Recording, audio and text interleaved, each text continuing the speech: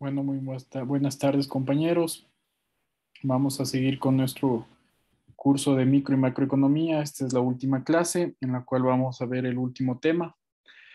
Al hablar de las variables macroeconómicas, tenemos la contabilidad nacional. La importancia del conocimiento de las cuentas nacionales siempre va a radicar en la necesidad de encontrar un método que sea sistemático, ¿no es cierto?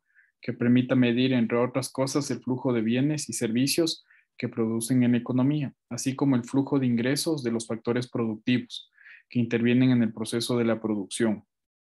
Es así que gracias a la contabilidad nacional es posible calcular, ¿no es cierto?, cada una de las variables que nosotros tenemos en cada una de las instituciones. Al hablar de variables, yo puedo tratar desde las variables macroeconómicas a las microeconómicas, desde las variables que yo tengo dentro del giro de negocio, puede ser de una institución pública, como así las que yo tengo dentro de una nación o una entidad corporativa.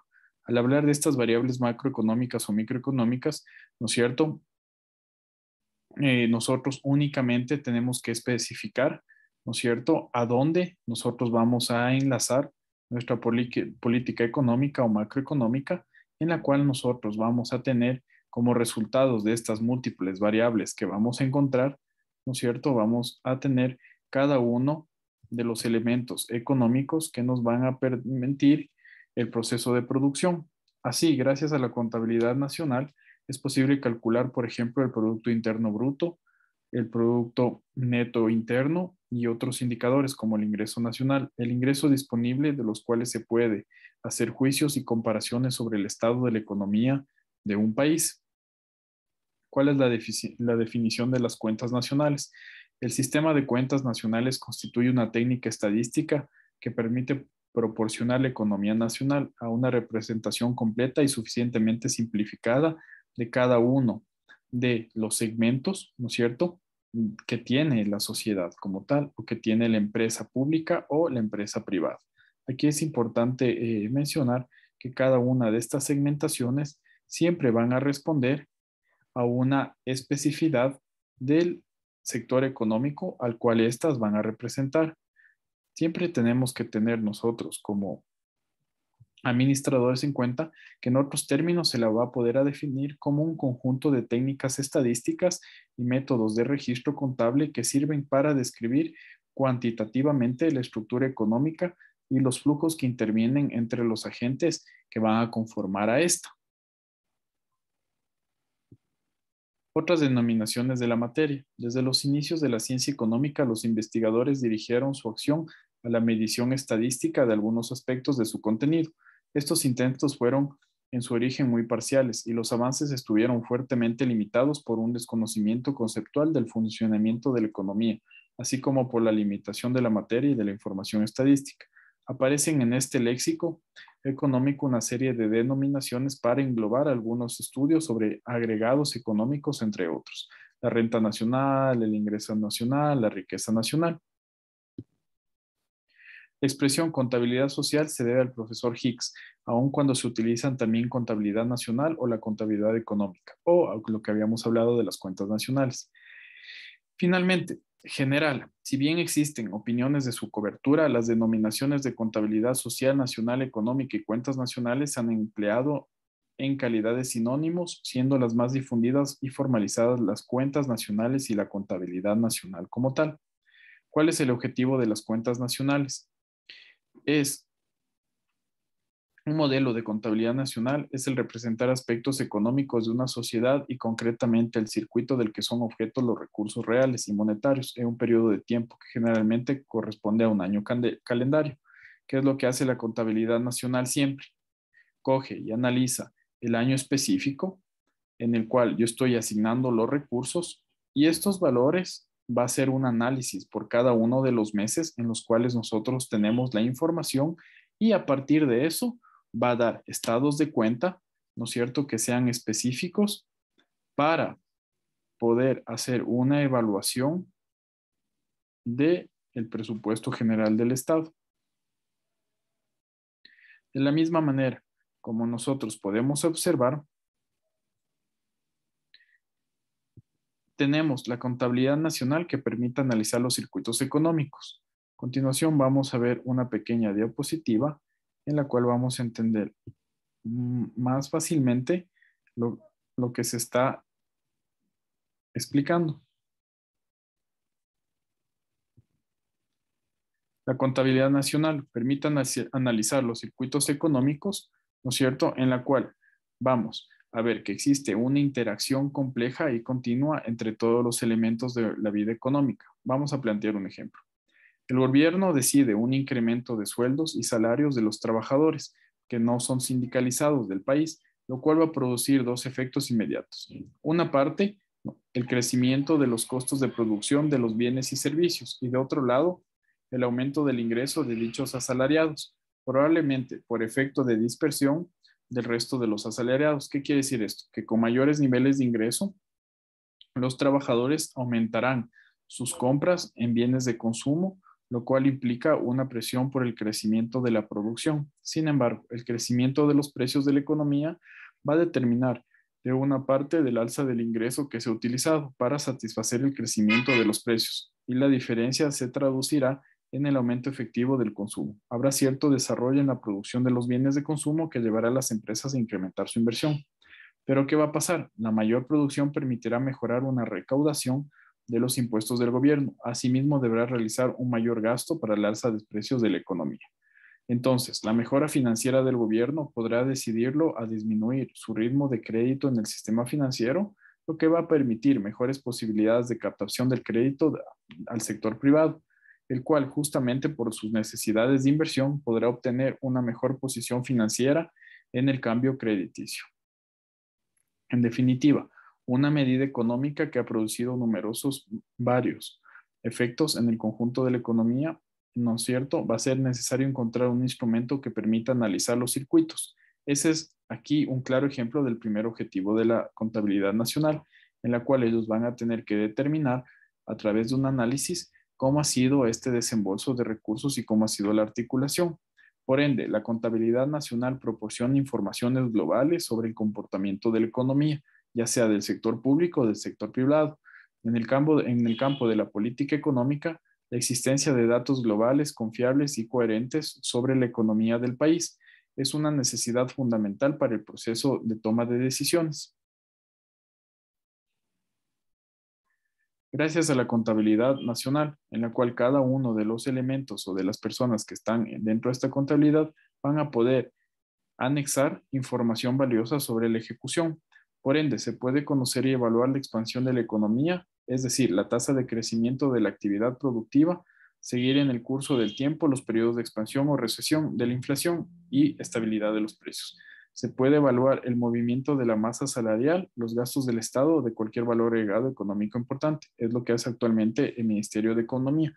Como ustedes saben, el Ministerio de Economía y Finanzas hace un análisis sobre el gasto gubernamental en el cual siempre nos manifiesta que el gasto dentro de la masa salarial del sector público es súper alto. Con esto, ¿qué va a hacer el PIB? Va a medir dentro de lapsos de tiempo a los ingresos monetarios en una magnitud y flujo. ¿Es contabilizada, no incluye o se mide desde adentro del país o en un lapso de tiempo? O sea, es un trueque o es un trabajador, sea de la empresa privada o de la pública. La medición del PIB. La contabilidad nacional mide la actividad de una economía a lo largo del periodo de tiempo, generalmente un año, registrando las transacciones realizadas entre los diferentes agentes de una economía que forman dicha economía. Con esto, el Producto Interno Bruto no va a ser más que el enfoque macroeconómico que exige la definición de ciertos agregados que permiten obtener una visión global de cada una de mis economías. Las transacciones entre los diferentes agentes económicos se registran en la contabilidad nacional. Esta define y relaciona los agregados económicos y mide su valor. ¿Mediante qué? Una serie de cuentas que la integran a esta contabilidad nacional. El Producto Interno Bruto, ¿a qué va a ser resultado? A la suma de todos los bienes y servicios finales producidos en el país en un año. El Producto Interno, porque se refiere a la producción que tiene lugar dentro del país, incluye los productos finales, esto es, la suma de los valores agregados en cada escalón de la cadena productiva, decididos deducidos de los consumos intermedios y a fin de evitar la doble contabilización. El Producto Bruto, ¿por qué no se deducen? Es las amortizaciones. Como decíamos, es el más significativo de los agregados nacionales, ya que mide el valor monetario total de los bienes y servicios finales producidos para el mercado dentro de las fronteras de un país en un año determinado. Vamos a analizar cada parte de la definición. ¿Cuál es el valor monetario total? Dado que tenemos que combinar todos los distintos productos en una única cifra, lo que se hace es sumar el valor monetario de cada uno de los bienes o servicios. Esto es el número de unidades monetarias por el cual se vende cada bien o cada servicio. 2. De los bienes servicios finales. No se cuentan todos los bienes y servicios producidos en el país, sino únicamente los que se venden a usuarios finales. Si para calcular el PIB se sumara por separado la producción de los bienes intermedios, estaríamos contándolos más de una vez, puesto que están incluidos en el bien final. Los bienes intermedios son los utilizados para producir los bienes finales. Los bienes finales, los que se venden al usuario o consumidor final, como nosotros. Para evitar una doble contabilización de los productos intermedios, cuando se mide el PIB, solo se suma el valor de los bienes y servicios finales como tal, el primero y el último, recuerden. El valor de los productos intermedios queda automáticamente incluido en el valor de los productos finales para los que se vaya utilizando. 3. El valor de los producidos. En el PIB solo se incluyen los bienes y servicios producidos en el año considerado.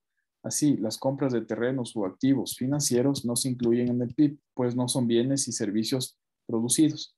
Tampoco se incluyen las compras de bienes de segunda mano. Y lo que es para el mercado.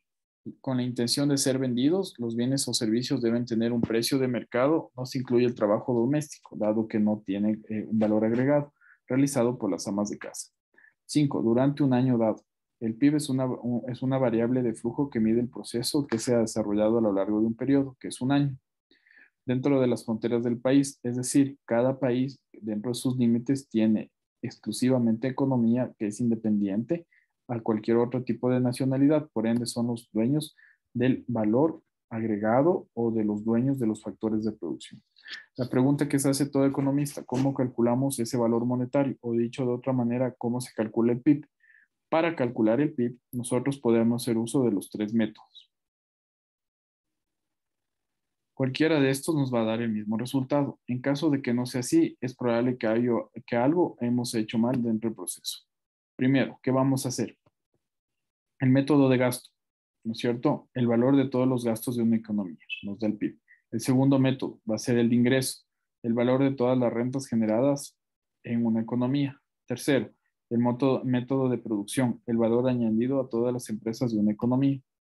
Primero, para el cálculo del método del gasto, el PIB por el método del gasto es igual a la suma de todos los gastos en bienes y servicios realizados por familias, empresas, sector público y extranjero. El primer método para calcular el PIB es dividir la producción en 4 categorías en función de quién compra los productos. De esta manera, los productos se los pueden comprar familias, empresas, sector público y los extranjeros. ¿Cómo vamos a hacer? C, consumo. Va a ser el consumo, el gasto de bienes y servicios. Es el elemento más importante del PIB, ya que suele ser el 60% del total del mismo. Así, todo lo que compran las familias, alimentos, ropa, gasolina, forma parte del PIB. Segundo, la inversión. Si el consumo es el gasto de las familias, podríamos decir que la inversión, ¿no es cierto?, va a ser el gasto de cada una de las empresas. Dentro de la inversión podemos diferenciar los equipos, las viviendas residenciales. A continuación tenemos el gasto público, que se representa con la letra G. El gasto público incluye el gasto en compra de bienes por parte del Estado, los pagos al personal, así como todos los gastos de inversión que ésta lo realice. Es decir, los gastos en los que el Estado recibe un bien o un servicio a cambio de lo que queremos calcular. Sin embargo, no se tienen en cuenta las transferencias al Estado, como el pago de pensiones o el subsidio de desempleo, ya que esto es una redistribución de la renta y no un pago por la producción de un bien y servicio. Tenemos las exportaciones y las importaciones. Exportaciones X, importaciones M.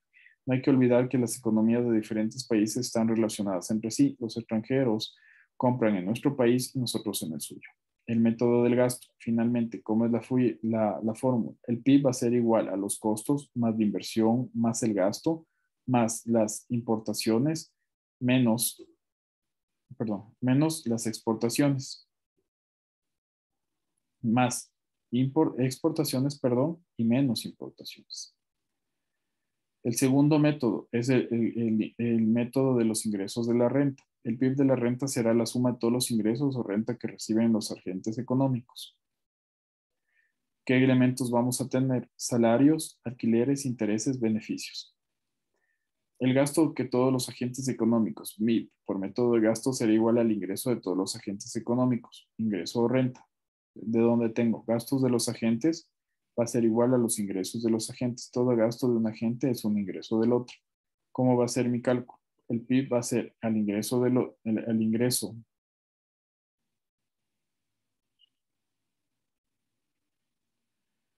ingreso, ¿no es cierto?, de los agentes económicos,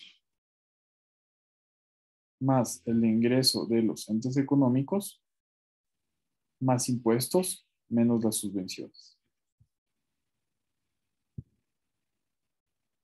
Aquí creo que tenemos que hacer una conceptualización un poco más específica. Hay que tomar en cuenta que en el método de los gastos, creo que aquí falta algo en esta PPT.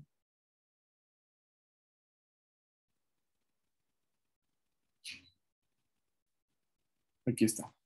El tema de los salarios, alquileres e intereses, tenemos que siempre relacionarlos a la fórmula de los agentes de ingreso que tenemos aquí. Cada uno de estos ingresos de los agentes debe estar estimado en función de cada uno. Con eso nosotros podríamos hacer de manera diferente en nuestra fórmula, pero siempre vamos a sumar los impuestos y menos las subvenciones. El tercer método de valor es el método del valor añadido o de producción. El PIB por el método de producción va a ser la suma del valor añadido de todas las empresas. Aquí tenemos un ejemplo. Cada una de las empresas va a tener un valor de producción. En el primer ejemplo tenemos un valor de producción de 4,000, en el otro un valor de producción de 9,000, en el tercero vamos a tener un valor de producción de 20,000. Entonces, si sumamos el valor de la producción de todas las empresas, vamos a decir que mi PIB va a ser de 33,000, lo que es resultado de los 20 más 9 más 4. Entonces, ¿esto sería cierto? No. ¿Por qué? ¿Qué me estoy olvidando? Que el valor del hierro se ha incorporado al valor del acero y el valor del acero forma parte del valor del coche.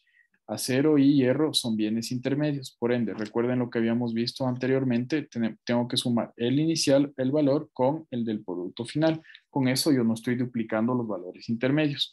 El único bien final al que se vende el consumidor es el coche, como habíamos dicho, que vale 20,000 euros. Si sumásemos el acero, lo estaríamos haciendo dos veces. Ahí es cuando existe una duplicidad de los bienes intermedios. Uno cuando vendemos a la empresa de coches y otro cuando vendemos al coche final. Cuando yo tengo un costo de producción de ese mismo hierro y cuando yo tengo un costo como tal del coche final.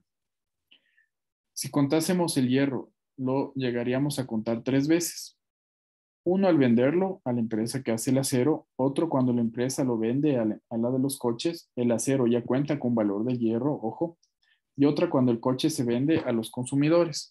Entonces, el coche tiene en cuenta el valor del acero que ya contaba en el valor del hierro. Entonces, esto no tendría sentido. Por ende, siempre debemos nosotros recordar que no se dupliquen los valores intermedios en el cálculo del PIB. ¿Cómo vamos a solucionar el problema de la doble contabilización? Se utiliza el método del valor añadido. ¿Qué va a ser el valor añadido? Perdón. Se obtiene restando el valor de la producción de una empresa, ¿no es cierto? El valor de los otros bienes intermedios, o sea, lo que adquirimos a otras empresas, como el caso del acero, utilizados en la producción. De esta manera, la empresa que extrae el hierro de las minas genera los primeros 4,000 euros. La segunda empresa que produce el acero añade 5,000 más, ya que adquiere un producto por 4,000 y crea algo que vale 9,000 dólares. Por eso se añade este valor. La empresa que vende los coches añade un valor de 11,000. Entonces, 11,000 más los 9,000 nos da la suma de estos tres valores que son los valores añadidos y nos va a dar un total de producción de 20,000. Por ende, recuerde, el método de valor agregado, el PIB va a ser igual a todos los valores añadidos, ¿no es cierto?, de los bienes, que es VAP, más los impuestos menos las subvenciones. El valor añadido de los bienes va a ser no la duplicidad de los valores intermedios, sino la suma de cada uno de los procesos de la empresa que me vende, la empresa que hace y el valor final del coche. Por eso sumábamos los 20,000.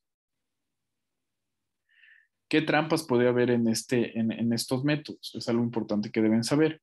Para estos tres métodos nos lleven al mismo resultado, hay que hacer unos pequeños ajustes, como habíamos visto. En el método de gasto, el consumo más la inversión más el gasto público más las exportaciones netas me va a dar un PIB por método de gasto. Pero en el método de ingreso, los salarios, alquileres, intereses, beneficios y depreciación que habíamos visto antes con ustedes, en los cuales pedía, en los que se debe ajustar, se entendería que me va a dar un método de ingreso PIB, ¿no es cierto? A esto yo le puedo sumar ingresos directos y restar las subvenciones. El método de producción, como habíamos visto, sumo el valor añadido, el valor añadido de cada uno de los bienes, ¿no es cierto?, de distintas empresas, más los impuestos indirectos y otra vez estoy restando las subvenciones. ¿Qué pasa? En estos tres métodos nos llevan al mismo resultado de los precios de mercado.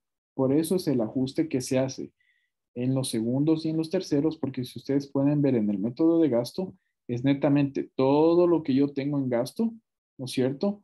Y haciendo el valor único de las exportaciones netas.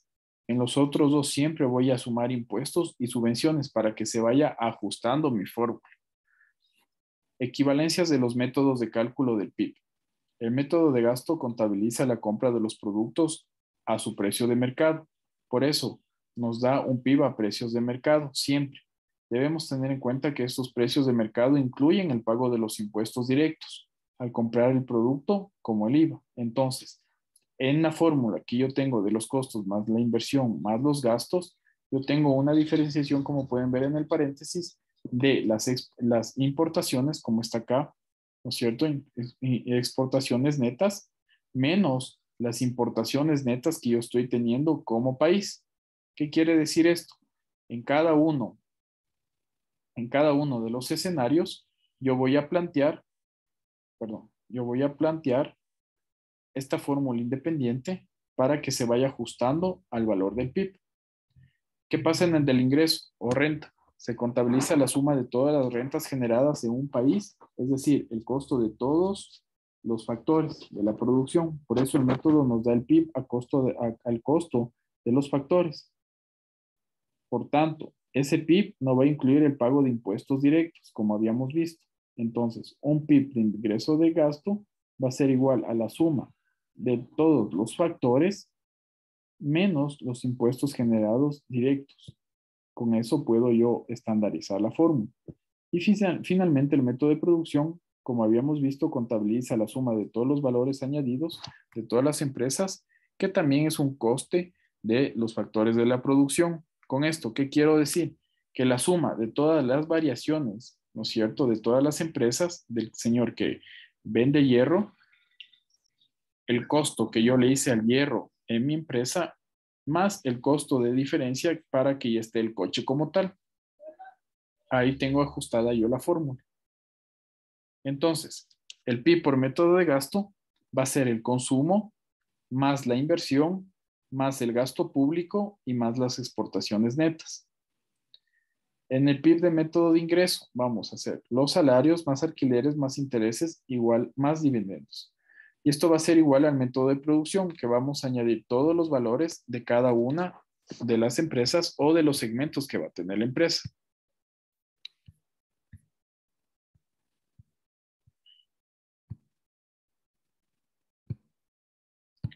A continuación, vamos a ver la siguiente parte de la materia que teníamos contemplado y posteriormente vamos a ver un video súper corto en el cual se puede entender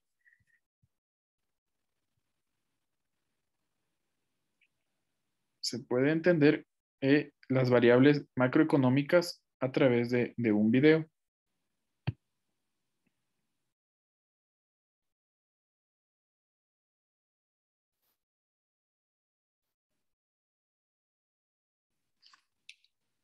y crea una tienda online profesional que...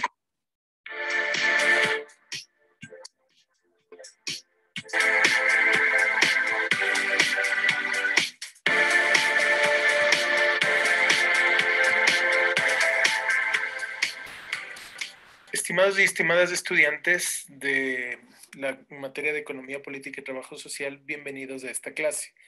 En este video hablaremos acerca de los indicadores macroeconómicos.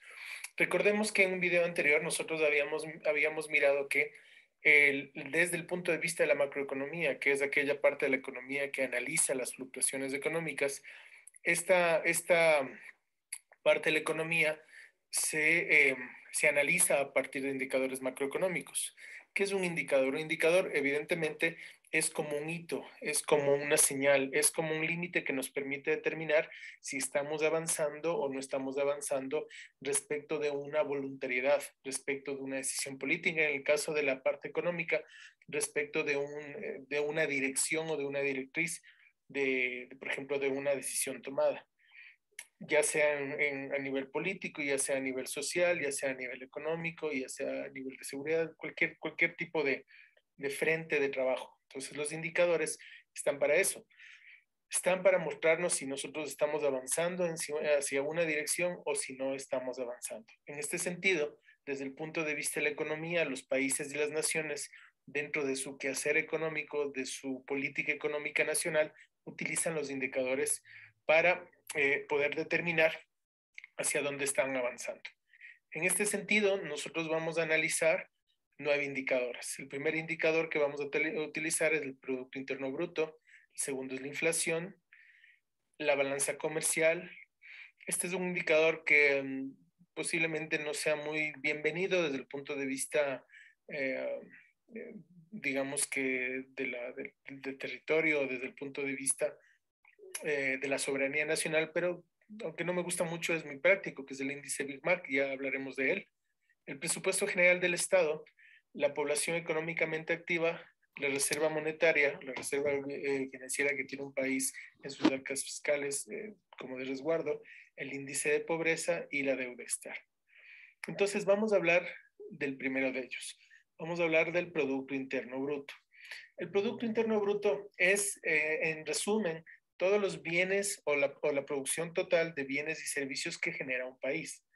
Pongamos un ejemplo, si hablaríamos del PIB de una familia, pensemos en una familia de 4 miembros, donde el padre trabaja, la madre también tiene una actividad económica, el hermano mayor tiene una actividad económica y la menor estudia. Entonces, de los 4, los tres más grandes tienen algún tipo de actividad económica que les permite tener ingresos. El papá es artesano, vende su fuerza de trabajo, quizá en el trabajo de muebles de madera, esa es su dedicación y tiene un ingreso. La mamá vende ropa, ya o tiene otro tipo de comercio donde vende ropa, y el hermano mayor trabaja en un almacén de celulares, por ejemplo, y a él le pagan una mensualidad. El papá gana recursos por la venta de muebles, la mamá por la venta de ropa y el hijo mayor gana un mensual. Entonces el ingreso total de la familia es la sumatoria de los tres, de la producción de los tres en bruto, ¿cierto? Entonces el PIB en ese mismo sentido es esa medida que nos permite determinar o que se determina por la sumatoria de toda la producción de bienes y servicios finales que está produciendo un país durante un periodo particular.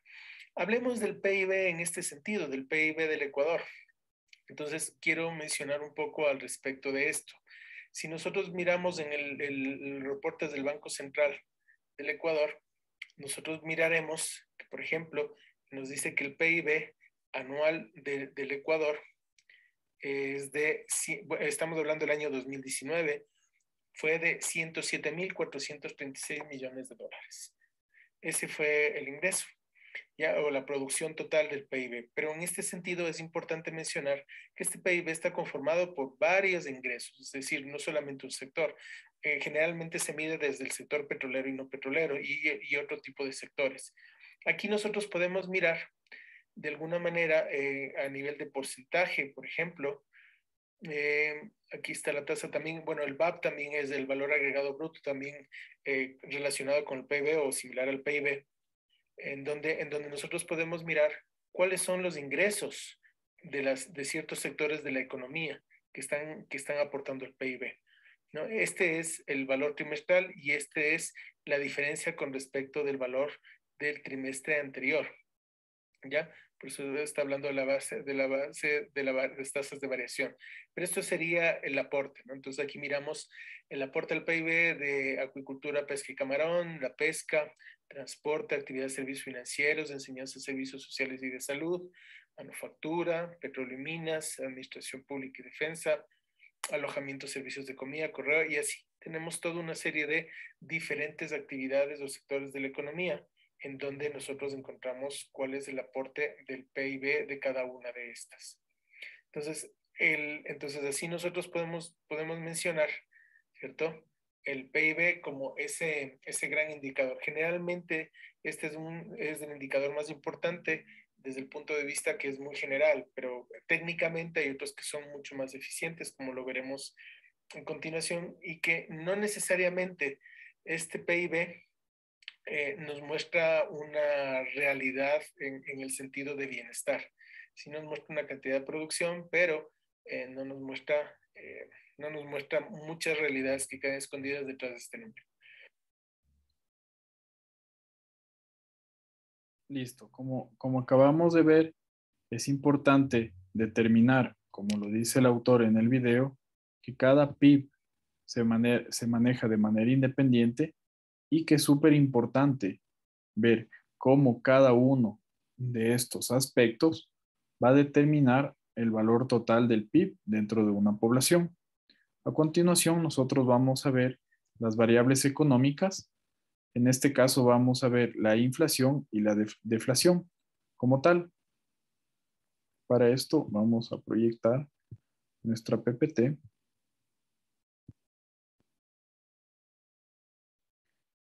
Y vamos a ver que la inflación, ¿no es cierto?, que es un término que se ocupa bastante en cada una de las economías, podemos ver que es una variable macroeconómica que indica el aumento generalizado de los precios. ¿Por qué se da la inflación? Esta se puede dar tanto en bienes como en servicios en un periodo determinado de tiempo. Generalmente se hacen los valores de la inflación, se va tomando inflaciones mensuales y posteriormente, cuando termine el año fiscal, se hace un análisis en cuántos puntos la inflación ha disminuido o aumentado dentro de un periodo determinado. Así como yo tengo la inflación, yo tengo el espejo contrario que va a ser la deflación, que es la bajada generalizada de los precios y bienes, el indicador económico que mide periódicamente las variaciones que experimentan los precios de un conjunto de proyectos se llama el IPC. El índice de precios del consumo es la variación que yo voy a tener en cada uno de los meses entre bienes y servicios correspondientes a una inflación o una deflación. Ese va a ser el resultado que me va a dar a mí. Va a recoger el cambio de cada uno de los precios, ¿no es cierto?, de mes a mes, como le decía. A través de este nosotros podemos evaluar el costo de vida mediante los artículos como alimentos o la canasta básica, ¿no es cierto? También recoge el incremento de los precios de una cesta de consumo, la canasta básica que nosotros le decimos. Los elementos extra que les comentaba pueden ser el transporte, el cuidado en la salud, entretenimiento, ropa y otros gastos que tenga tanto el núcleo familiar o como el individuo en la sociedad. Cada 2 años se revisan los distintos aspectos metodológicos que van a conformar un índice de precios de consumo y se confecciona una nueva cesta de compra. Este índice se usa para ajustar los beneficios del gobierno como la seguridad social y es usado por muchos patrones para determinar los incrementos en el costo de la vida a fin de aumentar los salarios y las pensiones jubilares. Para conocer la tasa de inflación, basta aplicar la siguiente fórmula. La tasa de inflación del año inicial, ¿no es cierto?, y el año final va a ser igual al IPC final menos el IPC inicial dividido para el IPC inicial por 100. La mayoría de las corrientes económicas hoy en día están a favor de una tasa de inflación pequeña y estable porque aseguran que van a reducir el impacto en caso de una crisis, dado que el mercado laboral se adaptaría más rápidamente a estos cambios o a un tipo de inflación específica. ¿Cuáles son los tipos de inflación que nosotros vamos a ver? según el crecimiento, yo voy a tener una inflación moderada. ¿Qué es una inflación moderada? Dentro de la economía van aumentando los precios, pero a una manera exponencial o van aumentando a una manera en la que el ingreso que tiene esa persona, ¿no es cierto?, no es suficiente para todos los consumos que tiene o al precio que está el precio en el que está la canasta básica en el mercado. Ese pequeño incremento es una inflación moderada. Una inflación galopante es una inflación, ¿no es cierto?, que va a manera de mensual, incrementándose en cada uno de los atributos o en cada uno de los bienes y servicios. Una hiperinflación es cuando se tiene una economía totalmente devastada, una crisis económica, ¿no es cierto? Una desinflación cuando va bajando una inflación que ha estado por mucho tiempo alto, baja exponencialmente hasta tener un punto de equilibrio, y una deflación que es la variación que se tiene mes a mes entre una inflación a una deflación. ¿Qué otras clases de inflación existen que no son tan utilizadas, pero sí sirven para el método de cálculo? Son la estanflación, la reflación y la inflación subyacente. Para eso debemos tener en cuenta que existen diferentes modalidades de inflación según a los factores y parámetros que atendamos. Lo que es importante que conozcamos estos conceptos porque son muy utilizados en las noticias o en la información de la academia. Por ejemplo, en el caso de valorar la magnitud de la variación de la inflación en un periodo determinado, podemos encontrarnos con diferentes clases de inflación. Vamos a ver, la moderada, lo que habíamos hablado, cuando los precios suben de manera gradual. Hiperinflación se da cuando los precios pueden alcanzar el 100% anual, lo que habíamos hablado. Una desinflación hace referencia a la desaceleración de la inflación, es decir, a la disminución del crecimiento de la inflación. Se produce cuando los precios de un país suben, pero a un ritmo más bajo que en los periodos anteriores. Una deflación, el contrario de la inflación, hablamos de una deflación cuando se produce una bajada en lugar de una subida de precios. Sin embargo, podemos encontrar otros tipos de inflación, como habíamos visto. La estanflación es un fenómeno que aparece en momentos de problemas económicos para un país cuando se produce un aumento de la inflación que no se responde a la subida del PIB necesariamente. La reflación hace referencia al intentar aumentar una inflación en aquellos momentos en los que se tiene miedo de que se produzcan procesos deflacionarios. Y una inflación subyacente no es más que un indicador que hace referencia a la subida del precio de los bienes de consumo, eliminando aquellos productos que poseen mayores variaciones en sus precios o breves periodos de tiempo, como los alimentos no elaborados o los productos energéticos. De esta forma, se obtiene una referencia más exacta de la variación de los precios del país, ya que las variaciones de los productos pueden depender de factores ajenos al territorio en cuestión. ¿Qué quiere decir esto? Y un claro ejemplo que tiene el Ecuador: alimentos enlatados que vienen del exterior y que sube totalmente el precio.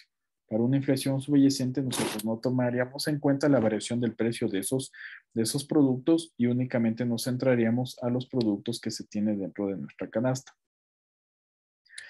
Si en la economía se están usando casi todos los factores, quiere decir que hay más empleo y más demanda, pero el país no podrá producir mucho más. Esa es la misma oferta estandarizada. 2. Si se imprime mucho dinero, la gente estará dispuesta a pagar más por los mismos bienes, misma oferta. El caso de Venezuela. Acaban de sacar un billete que creo que es por 100,000, un billete de 1 millón de bolívares, ¿no es cierto? Entonces, a medida que va subiendo la demanda, una mala decisión de los gobiernos es producir más billetes, ¿no es cierto?, para que haya más papel circulante en el mercado y las personas puedan adquirir más, pero eso no quiere decir que los precios bajen. Entonces, por ende, los precios suben porque la demanda crece más rápido que la oferta. Ahí podemos ver el ejemplo de Venezuela, que se necesitan ni sé cuántos miles o millones de bolívares para comprar 1 litro de leche o una funda de pan.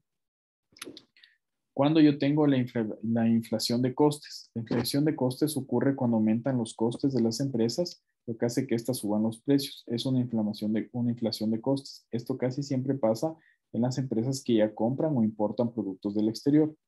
El proceso se retroalimenta una y otra vez a medida que todo es más caro. En el proceso de producción, los precios de los productos finales van a subir, considerando que la materia prima y las maquinarias incluidas ya son valores que están amortizados, lo que provoca mayores costos para las empresas y que los precios vuelvan a subir. Este círculo siempre va a ser vicioso y ahí es cuando comenzamos a tener altos valores en inflación. Explicado en un gráfico, la inflación de costes quiere decir el aumento de los costos en la empresa va a subir los precios, los trabajadores van a pedir un aumento de los salarios y las empresas les sale más caro producir porque también consideran el factor de la remuneración. Una inflación de demanda. El país está usando casi todos los factores de producción. Va a crear demasiado dinero para comprar un litro de leche. Ya no utilizaba 100,000 billetes, sino ahora voy a utilizar 1 millón de billetes. Estos precios van a subir porque la demanda va creciendo muy rápido. Esta es una pregunta de examen, por favor. ¿Cuáles son las causas de la inflación? ¿No es cierto? Son múltiples los factores que pueden provocar una subida de la inflación, pero ¿cómo voy a agrupar las causas de la inflación? Así, debido a la demanda, lo que habíamos visto en la diapositiva anterior. Cuando aumenta la demanda y el sector productivo no está preparado para hacer frente, se hace una subida de precios, ¿no es cierto? Porque son escasos. Debido a la oferta, se produce cuando aumentan los costos de los productos, de los productores, y estos aumentan los precios para mantener los beneficios. O debido a las causas sociales y a la inflación estructural. ¿Qué tiene que ver esto? Tiene lugar cuando se prevén aumentos de precios en el futuro y los productores deciden anticiparse a ellos. Aumentan antes. ¿Cuáles son los efectos de la inflación? Para calcular la inflación con la herramienta CalcuWord, una web que son expertos en la creación de calculaciones financieras, ¿no es cierto? Los efectos de una inflación elevada pueden ser tanto pasivos como negativos. Efectos negativos de una inflación. Los efectos negativos de la inflación son la disminución real del dinero, ¿no es cierto? Dinero tacto, constante, sonante, la incertidumbre que esto supone, porque va a frenar una inversión, ¿no es cierto? O un poder de ahorro. El lado positivo de una inflación elevada es que los bancos centrales tienden a ajustar los tipos de interés nominales para frenar recesiones y fomentar la inversión. ¿Qué hace el banco? No ha pasado aquí, pero el banco tiende a congelar las tasas de interés, ¿no es cierto? Y con eso podemos captar mayor inversión por parte de inversores externos. Esto sería todo por la clase de hoy. Nos quedaría pendiente el último tema, ¿no es cierto? Que serían los tipos de interés y cambio en la balanza de pagos de desempleo en base a los indicadores de la oferta y la demanda. La próxima clase me tomaré unos 15 minutos para exponer este tema y a continuación haré un resumen general de toda la materia que tenga que estar atado directamente a las preguntas del examen y de la prueba correspondiente que ustedes van a tener. Entonces, haríamos así la siguiente clase. Eso sería todo por el día de hoy. ¿Alguna pregunta, por favor?